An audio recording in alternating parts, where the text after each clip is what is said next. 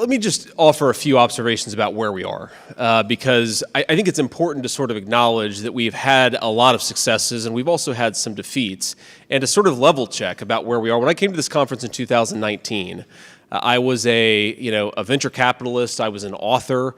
I had written a book. I was running a venture capital fund, and I was not really thinking about public policy aside from the fact that I was worried that my country seemed to be going in the wrong direction. And I think I made a couple of points there in that speech 5 years ago that still unfortunately ring true today. I talked about the fact that the American dream of my grandfather was declining in the birth of the American dream, the place that actually gave birth to this idea that you, through working hard and playing by the rules, should be able to build a good life for yourself, right? This very basic idea that you should be able to build a good life for yourself and your family in the country that you call home. That idea was under siege by the American left. And of course, it is still under siege, and in some ways things have gotten a little bit worse.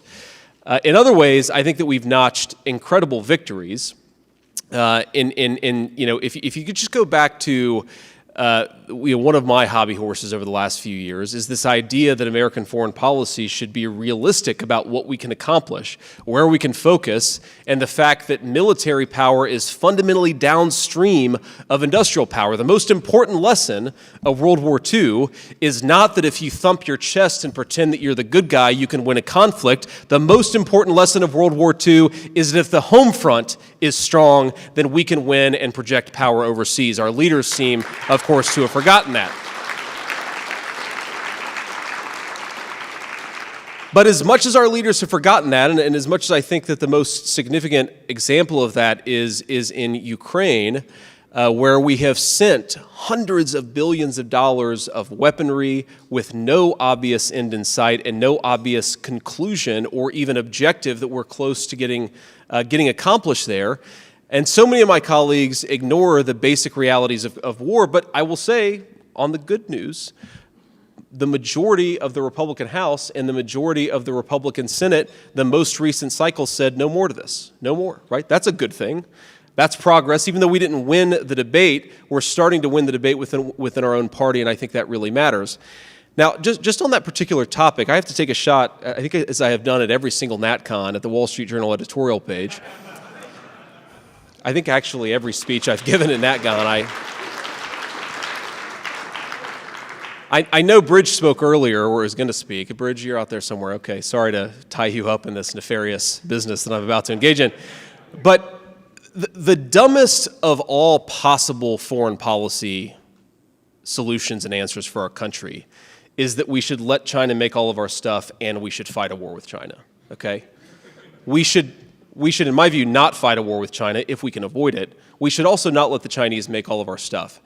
And yet, I've seen the Wall Street Journal editorial page for the last couple of years say we can indefinitely send munitions and weapons of war to Ukraine after, for the past 2 generations, advocating that we ship our industrial base overseas.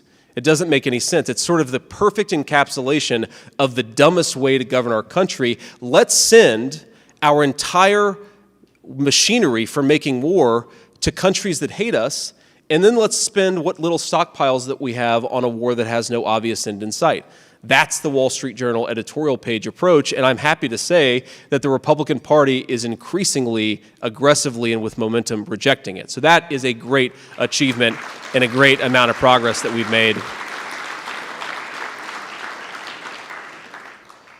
Another thing that we've made real progress on is even the libertarians, even the market fundamentalists, and I know we have a few in the audience, and we won't beat up on you too much. I know Warren's out there somewhere.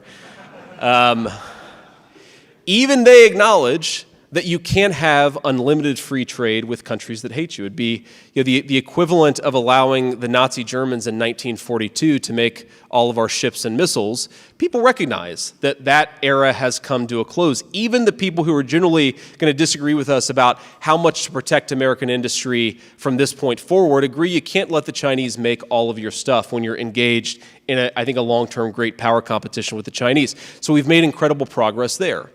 And yet I will say that as much as we've made some great progress, there are still these weird little pockets of the old consensus that continue to bubble to the surface and continue to fight us on all of the most important questions. So our work is hardly done here, but I do think that we've made some significant progress. Now, the issue where I think we've made the most progress, and I have to say, this is, I think a lot of you agree with this, but where the national conservative movement has made the most progress, not just here, but I think overseas as well, is the recognition that the real threat to American democracy, it's certainly not Donald Trump.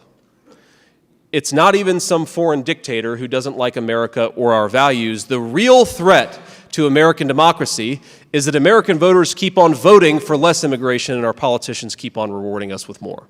That is the threat to American democracy.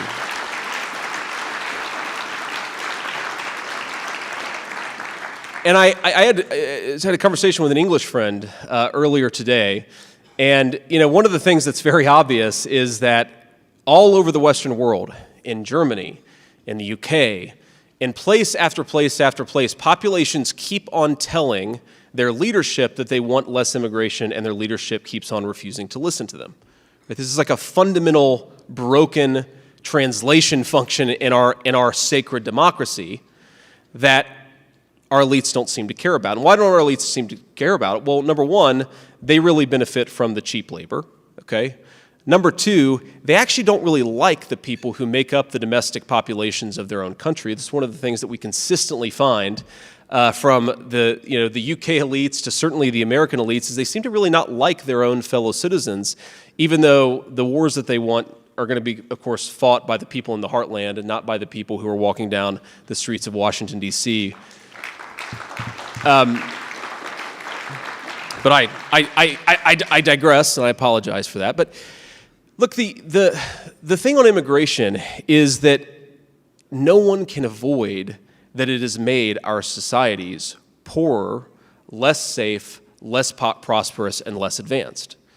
Now, I remember getting in some argument with some loser on Twitter a year or so ago about whether immigration raised housing prices. And of course, the argument is that, yeah, maybe immigrants take up some more demand for housing, but they build all the houses. That's not true, by the way. Go to Pennsylvania and Ohio, you'll see a lot of very native-born citizens who still build houses. It's actually shocking, but if you go, there are some towns in Ohio where we actually had houses before the Immigration Act of 1964. I'm dead serious. We actually did build homes in the United States of America before our elites flooded the zone with nonstop cheap labor. And by the way, we can still do it. Those people can still do it. They just want to get proper wages in the process. Thanks, John. But now everybody seems to agree that if you look at, for example, the United Kingdom, if immigration, nonstop immigration, was the way to create wealth and prosperity and lower home prices, then London would be doing great. And I got to tell you, I was in London last year, and it's not doing so good. But you don't even have to go to London. You can go closer to home.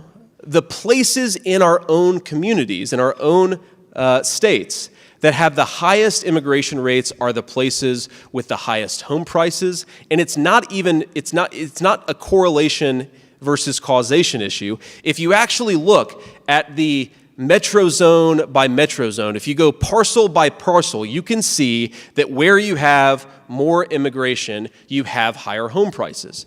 But it's not just that. There's a community called Springfield, Ohio, and it's very close to my heart because Springfield, Ohio, if any of you know the state of Ohio, is nearly a carbon copy of Middletown, Ohio, where I grew up. It's a population, sort of a small to medium-sized town, about 55,000 people. And you're not going to believe the statistic when I repeat it to you because I didn't believe it when I first heard about it. But in the last 4 years, thanks to Joe Biden's open border policies, the city of Springfield has gone from 55,000 residents to 75,000 residents. The 20,000 resident delta is almost all recent Haitian immigrants, okay? In a small town of Ohio, 20,000 people. Now go to Springfield, go to Clark County, Ohio, and ask the people there whether they have been enriched by 20,000 newcomers in 4 years. Housing is through the roof. Middle-class people in Springfield who've lived there sometimes for generations cannot afford a place to live. A third, I heard this yesterday, a third of the local county health budget is now tied up in giving free benefits to illegal immigrants. And of course, the left will fact check and say, well, they're not illegal immigrants because through the abuse of asylum laws and through Joe Biden's massive paroles, they are now no longer technically illegal aliens because according to Joe Biden, nobody is an illegal alien. The only illegal people in this country are the people whose grandparents were born here, according to the Biden administration. They're the people, by the way, who are not allowed to have an opinion about what's going on in their country because they will be silenced, they will be censored, they will be called every name in the book. But Springfield, Ohio has been overwhelmed, and you don't have to believe, of course, that the 20,000, or at least most of the 20,000 newcomers are bad people. In fact, I imagine that many of them are very good people, but my interest is not in protecting the good people of another country. I'm a senator for the state of Ohio. Our leaders have to protect the interests of the citizens of this country. And the fact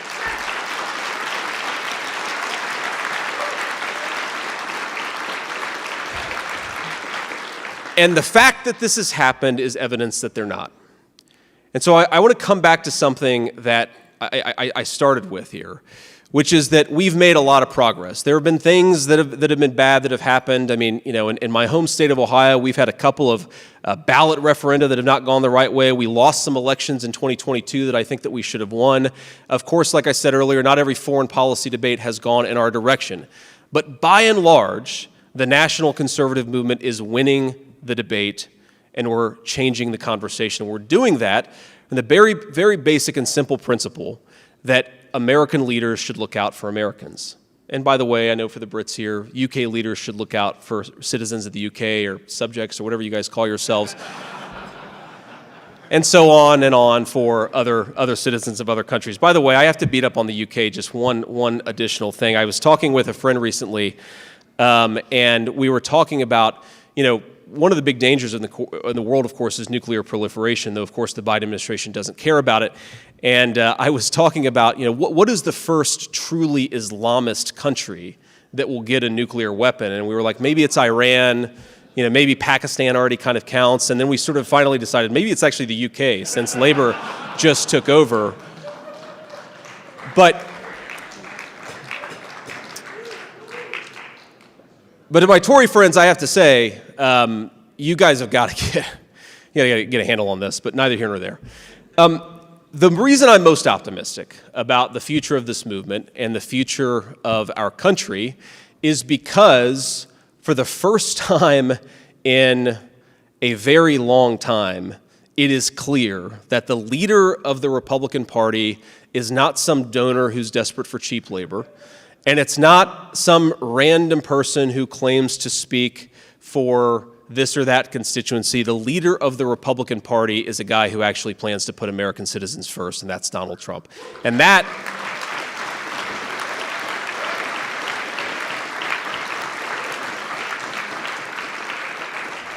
I remember in 2019 when I came to speak at this conference, and as you all know, and of course Trump knows because he has a memory like a steel trap, I almost wish his memory was as bad as Joe Biden's because he would forget about what I said about him in 2016. But, I was a convert in 2019 to the cause of Trump's America First agenda in many ways. I came here very much as a convert, and I was cognizant of the fact that because I was a convert, Trump had not yet taken over the Republican Party. Even in Washington, D.C., even in 2019, even though he was the president of the United States, there were people who were aggressively pushing back against his influence, who are already planning a return to, basically re-implementing the Wall Street Journal editorial page's preferred positions in 2019. I think that's over now. And I think that the fact that it's over is a huge, huge win for you guys, but most importantly, it's a huge, huge win for the American people, because the American people, again, they need people who put the interests of their own citizens first, of our own citizens first, and that's what this entire movement is all about, and I think that's what the Trump presidency will be about if we give him another shot, as I expect that we will. Thank you. Let me close just with an observation here, and I apologize to a few of you because a few of you have heard me give this riff, but I think that it's important because even though I think we're in a very good place electorally in 2024, there's of course going to be a massive set of debates and conversations going forward. And one of the things that you hear people say, even on our side, that you hear people say is that America is the first creedal nation. Okay, America is an idea. Now, America has really good ideas at the founding of our country. It was created by very brilliant men. The Constitution, of course, had this incredible influence in political theory, and that's why it has stood the test of time. But America is not just an idea, though we were founded on great ideas. America is a nation. It is a group of people with a common history and a common future. And yes, thank you.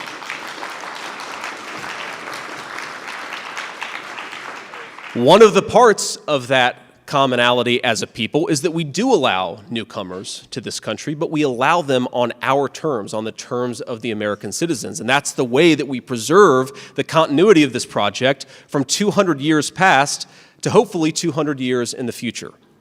And let me illustrate this in a particular way. I am married to the daughter of South Asian immigrants to this country, incredible people who genuinely have enriched the country in so many ways. And of course, I'm biased because I love my wife, but I believe that it's true.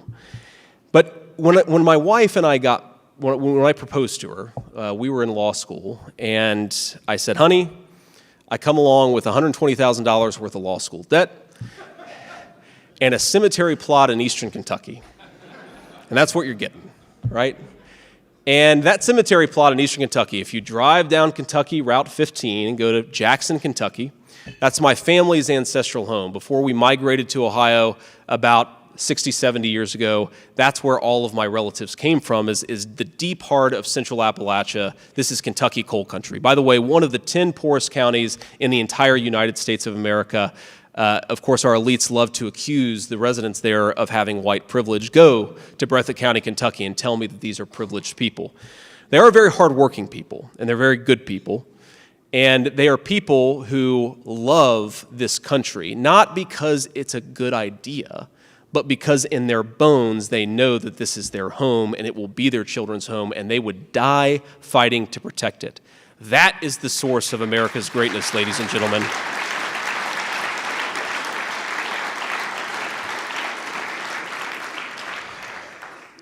And I get to represent millions of people in the state of Ohio who are exactly like that. But in that cemetery, there are people who were born around the time of the American Civil War. And if, as I hope, my wife and I eventually are laid to rest there, and our kids follow us, there will be 7 generations just in that small mountain cemetery plot in eastern Kentucky, 7 generations of people who have fought for this country, who have built this country, who have made things in this country, and who would fight and die to protect this country if they were asked to. That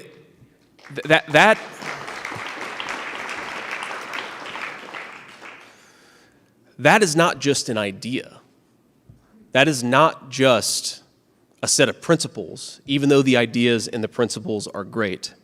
That is a homeland. People don't go and fight and die just for principles. Importantly, they go and fight and die for their home, for their families, and for the future of their children.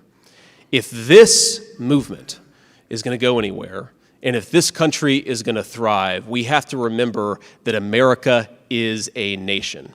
We're going to disagree sometimes about how best to serve that nation.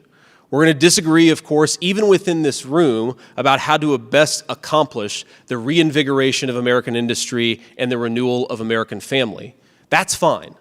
But never forget that why we exist, why we do this, why we care about all those great ideas is because I would like eventually for my kids to lay me to rest in that cemetery, and I would like them to know that the United States of America is as strong and as proud and as great as ever. Let's get to work to make that happen. God bless you guys, and thank you.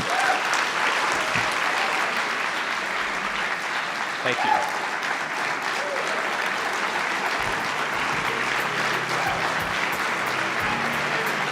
Bye, guys. Thank you.